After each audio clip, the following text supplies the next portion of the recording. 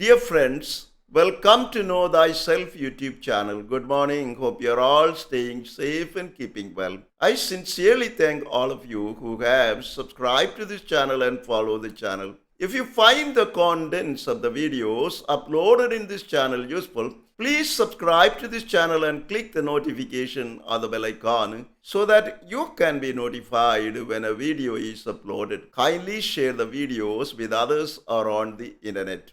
In the last episode of Know Your Personality segment, in analyzing focused meditation, the head-centered prayer suitable for head-centered Enneagram types, namely Type 5 Observer Investigator, Type 6 Loyalist Skeptic, and Type 7 Enthusiast Adventurer, we spoke about the focused meditation proposed by St. John of the Cross and its value for head-centered Enneagram types. In this episode, we present the focused meditation proposed by St. Catherine of Siena and how it can help the spiritual journey of head-centered Enneagram types, namely types 5, 6, and 7. St. Catherine of Siena, who lived from 25th March 1347 to 29th April 1380, was a mystic, activist, and author who had significant influence on Italian literature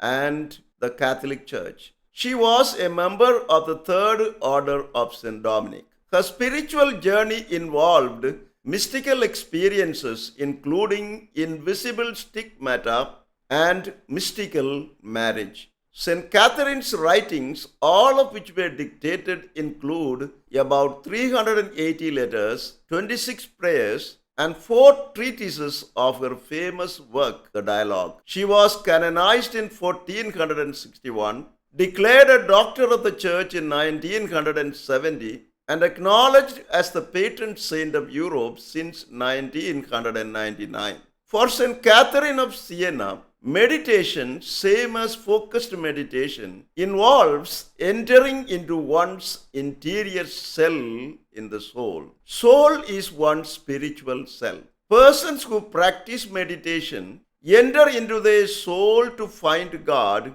and become proficient in it, would never leave their spiritual self despite the fact they are in different places and involved in diverse activities. Christian meditative practice must ultimately lead to imitation of Jesus' priorities and values as presented in the Gospels. Thus, the purpose of meditation is self-transformation in imitation of Jesus, so as to let go our self-centeredness, be open to accept crosses in our life, and make ourselves available for the good of others. St. Catherine of Siena proposed a 2-step meditation or focused meditation. First, entering into and being in the self and giving conscious attention to knowing God and the self. She also gives concrete suggestions as to how the second step of the meditation could be best practiced. Let us briefly consider these aspects of focused meditation proposed by St. Catherine of Siena. The first step of meditation is entering into the self and being in the self. This step consists in taking time to be quiet within. The purpose of developing discipline for taking quiet time is to turn our focus away from all the noise going on in our minds and to open our consciousness to the presence of God dwelling in our soul, our spiritual core and spiritual self. There are many structures to create such quiet time, such as sitting quietly with eyes closed, with sacred music in the background. Other aids for practicing centering prayer, like focusing one's attention on the crucifix, burning candle, exposed Blessed Sacrament, and prayerful reading of the Bible and the like. All these practices can help us to enter into our interior self and remain there. The second step of meditation is focusing our conscious attention to knowing God and the self.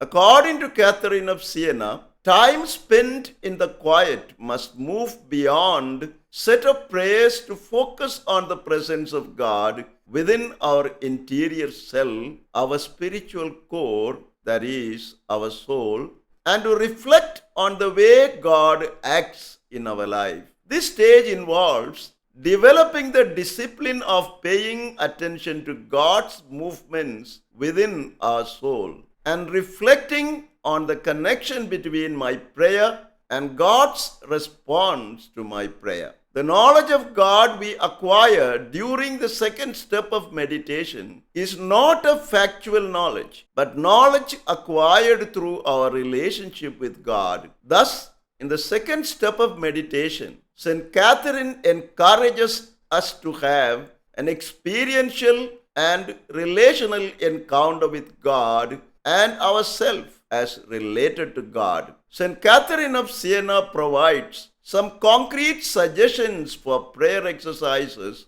or structures that could help us with our personal reflections at the second step of meditation. First, knowledge of God through Scripture.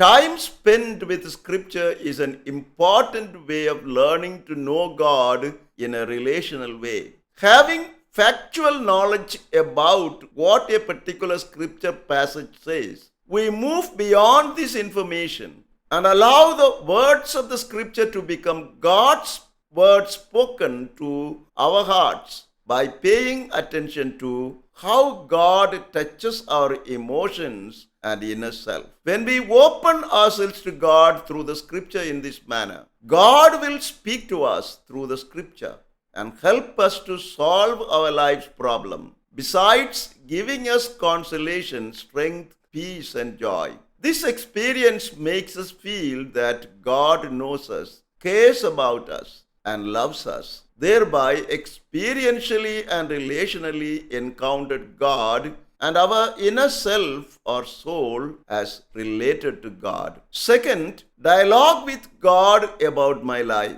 When I speak to God about my life, for instance, helping me to handle a problem situation, ask guidance for a forthcoming decision I have to make, learning to deal with my impatience, healing my anger and acting vindictively, and sit before God in solitude, being aware of His presence within me. God responds to me by giving me the right insight into the problem and how to face it, thereby bringing in me a sense of peace. In this response of God, I learn about who God is to me. I know that I matter to God. I can rely on God's support and guidance, and that God cares about me. In this meditation experience, I encounter God relationally, and my inner self or the soul as related to God. Third, examining my conscience with God.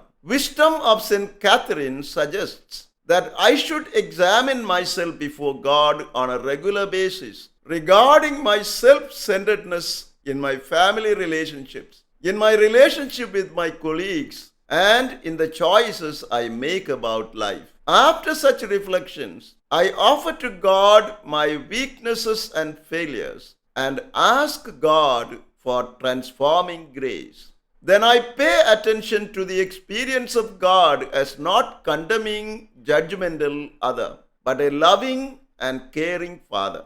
Offering my weaknesses and failures to this loving Father brings a sense of peace, hope, and trust that God will help me. Over time, this spiritual exercise can help me not only to grow in experience of God's mercy and love, but also help me to overcome my weaknesses and free my inner self or soul from these inclinations. Fourth, grace of familiarity with God. As you grow in the practice of meditation, by learning to be in the inner self for long periods of time, by being quiet and listening to God, that includes focusing on God's presence within you, dialogue with God, and paying attention to God's movements within your soul, you will increasingly develop a sense of God's presence and you become open to those free gifts of God's grace, where you know that you know God is present within you and loves you. This encounter with God is experiential and relational, that makes you know God and yourself better. Acknowledge God has touched your life, and you are able to respond to God's initiative of love. The integration of some of these spiritual practices at the second step of focused meditation proposed by St. Catherine of Siena would make us to experientially know and love God. In the next episode, we will speak about the focused meditation proposed by St. Ignatius of Loyola. Thank you for watching this video. Stay blessed until we see you again with another video.